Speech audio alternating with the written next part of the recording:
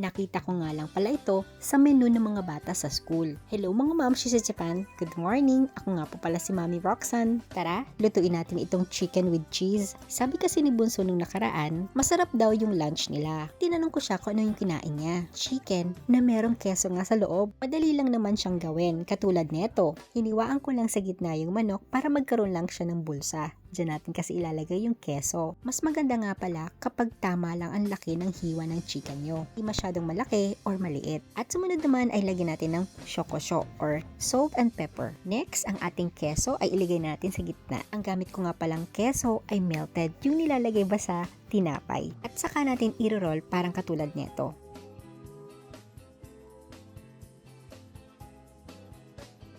Ngayon naman ay igugulong natin ito sa harina, sa itlog, at sa breadcrumb. Parang katsudon lang. O siya, bago ko ituloy, meron lang akong isi-share sa inyo dito sa 2 Corinthians chapter 4 verse 18. Kaya't ang paningin namin ay nakatuon sa mga bagay na di nakikita at hindi sa mga bagay na nakikita, sapagkat panandalian lamang ang mga bagay na nakikita, ngunit ang walang hanggang ang mga bagay na di nakikita. May mga araw talagang parang napakahirap, yung pakiramdam mo walang pagbabago at ang bigat-bigat, pagsubok, sakit at luha, lahat yan ay lilipas. Kumbaga panandalian lamang yan. Dahil sa likod niyan ay may ginagawa ang Diyos na hindi natin nakikita. Tahimik man siya minsan, hindi ibig sabihin na wala siyang ginagawa. Bawat luha mo, nakikita niya.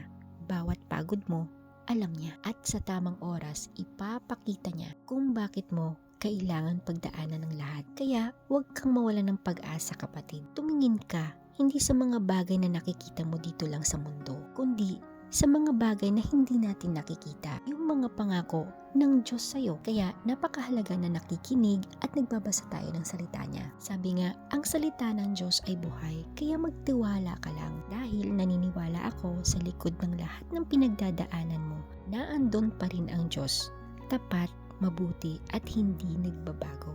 Kaya hindi pa tapos ang kwento mo. O siya, balik na tayo dito sa aking video. Tapos ko na nga palang gawin itong niluluto ko. Napakadali lang niya, diba?